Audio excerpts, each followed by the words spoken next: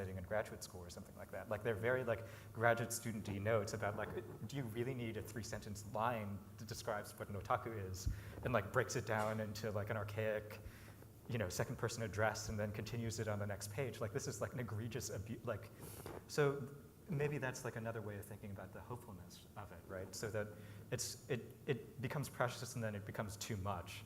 And that kind of exposure, I think, is something that's interesting in the novel.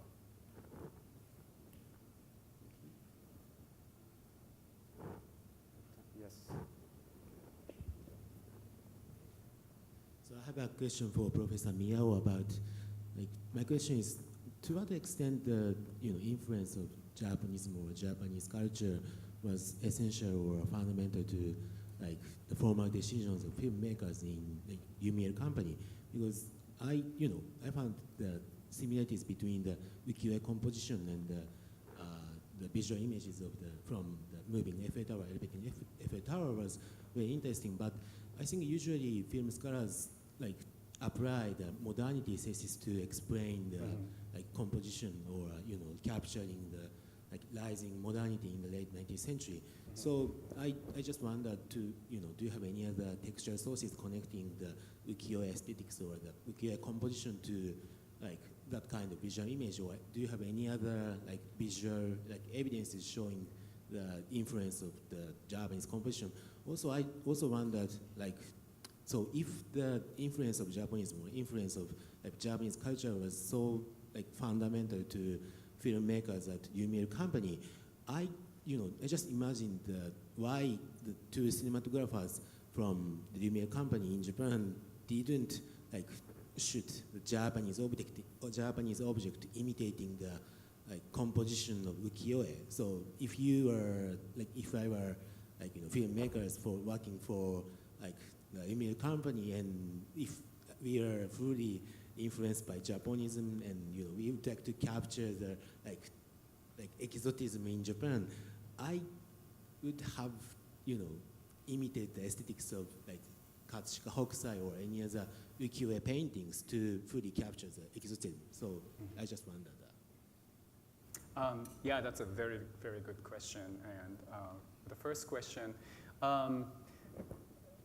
to be frank, there is no very specific evidence that connects the Japanism and the Lumiere brothers films. So what I'm doing is more like creating or discussing the shared discourses of the period around the influence of Japanism, or or like you said, if we go with the modernization, the modernity thesis, I'm trying to create the connections or the relationships between those, contemporaneous discourses around Japan and Japanism. Having said so, there are quite clear evidences that the Lumiere brothers and their cinematographers were referring to the paintings of Impressionist and post-Impressionist painters like Van Gogh, Claude Monet, and so on and so forth. So by way of those post-Impressionist and post-Impressionist painters and their works, we can certainly connect the Japanism, ukiyo-e paintings, and the Lumiere brothers films, I think. For your second question, that's a very difficult question to answer.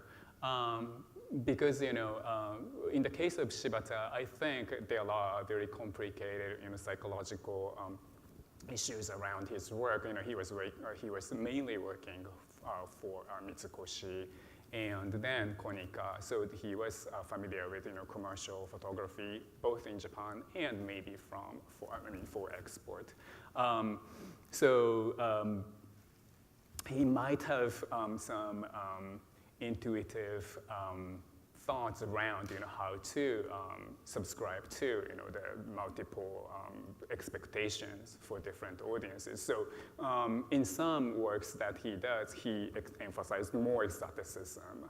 And for some work, he didn't subscribe to any exotic elements at all. So it's an interesting mixture of the emphases in different works of his. So it's more about supply and demands, and it's more about the communication negotiations between the producer of those images and the receptionists of those images. So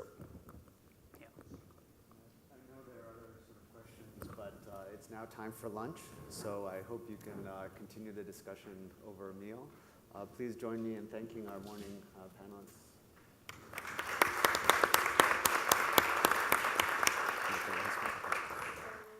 Sorry, just to find lunch, you go through the courtyard here and take a left. It's in the art gallery. So we'll probably reconvene here about 12:50. So enjoy. Thank you.